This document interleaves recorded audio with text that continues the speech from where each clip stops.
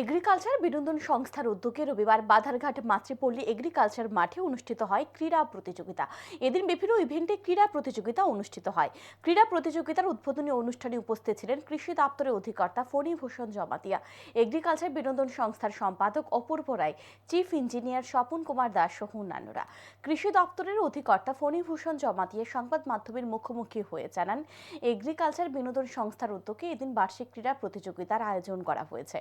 কৃষি দপ্তরের কর্মচারীরা এই ক্রীড়া প্রতিযোগিতায় অংশগ্রহণ করেছে।